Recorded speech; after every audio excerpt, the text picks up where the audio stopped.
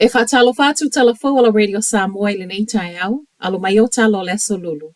I tala tamua, ma liu le tangata na soa i le train lau pasese i le fiafia na nafi i au kilani. A fole ono i le fiafi le ana tupu e le whaalavlave le nei, a o kolosi ai le train le awala i Woodward i Mount Albert, ma o le ana tāpuni ai ma le awala. Tala mai le Auckland Transport na pōna tau fi ai fo i mawhewa inga trains whiwa i le pō atoa. Ai sui ai pasi. O lo whaatali so eso inga whai e le tino maliu o le wa umalona soifua. Po ane ana nawhiela i mauali i whangota Gisborne le ana amata su e mai le aso ngā fua. I tala le Rescue Coordination Center na po le tau ne ieto e amata i sa i linga, ma o le e iei tangata to o lua na wa ai e le penisula i mahia pita i ele i maua. Ta ua mai ei fo i ele o whaingo fie ngālu e ngā lawe ai. Ona o le laulo wao le tau e le ngata o le malo losi o ngālu ai whaapea fo i savili. O le waawhangota o lo so e pia nei, o le tasi le o le tolu na o mo whangotanga i le aso ngā ma o le ana fo i ane na o le lua i le afiafio le aso ngā ai le tasi. Ma o ngā luenga la vea i o lo whaia nei, e tele whaalaputputonga au fie ma le ami ma leo o lo o tau ma whaia. A vea leo le tala vau se fulu wono tau sanga nālu ma le anga ese i le kolisi i North Shore i au kilani ana nafi. La talata i le tūlai tasi le awa uli le whaapea na ulu whale i le tala vau le kolisi a Long Bay, ma i reporti mai leo e mātu i a Molianga. O Molianga nei au fiele tau whaamata o i whasioti, whaau o lima i leo, whaapea ma le whaaleanga ina o mea tōtino.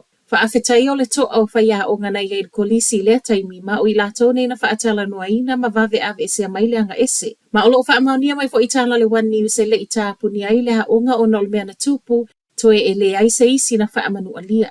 O lo so e pe leo le mea na tupu ma e ono iai Molianga whaau popo whaasanga i le talavau se fulu ono tau sanga lea ua Molia nei.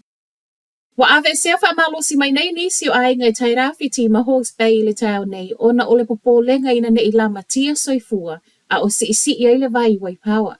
A fole lua i le vavea ona le la leo lo whaamaunia mai le Civil Defense a tairafi ti, na amata ave sea mai ai ainga nei, ma o le afo ina iai leo e fesoa soani, i le tusa ma le fitu se lautangata na ave sea mai. Molo lato saunga le mua leo whautua ina ya ngai i nisi o lato lava ainga whaamautu wai, po o leo i le marae leo o tāpena. O ngā luenga la vea ina ina vave whai e le vavea ona le la, ona o le popo lenga e ono le ma whai ona ave e sea mai pe au o i le valu mita le mawalunga le Waipawa River. Ai le Civil Defense a Hawke's Bay o le afo i olo o asia e leo whaleo ai ngā afia ma whaatalo sanga leo e se vave. I si umavaeng o le East Coast e le i o i ai leo wa whautua ina, au wale no fuai pe ai loa wale saunga le mu. Matala whaaiu, ana whaapea nei e toi whaia sa isi whainga palota tele New Zealand, e tū maulawa le whainga malo whau whaatasi o loo iai nei. O lei unga leo le palota whaapolo kiki le One News na whaailo mai ana polo na whaaiunga. Ma ua tuu whaafea ngai iai nei le whaaiunga le palota na sau i tū le Masino a Perila. Lua points wa sawa i luma le vao le National whaapea le New Zealand First, ai tū mau le Act.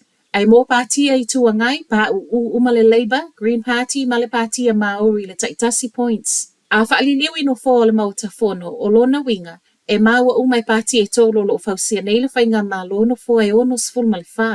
Ai saunoanga le pāle mio ia fō ele taita le National Christopher Luxon, e na te le o amana ia tele whaai unga o pālota nei ma le tala, o le whainga lava leo mea whaapolo kiki, o le mea moni, o lo tau mawhai e tau lai pe i sini wa mai a fufola mai e lana whainga malo e ta tau wana au sia. Ai se tali ala sui pāle mio ia fo ele taita ele New Zealand First lea wasau i luma Winston Peters wa ia toi a musia ofisa whaasara lau o lo tu uina ia malana pati i lalo malana fesili po o ai lea wa malo. O Tala Nala Radio Samoa, manuia le aso.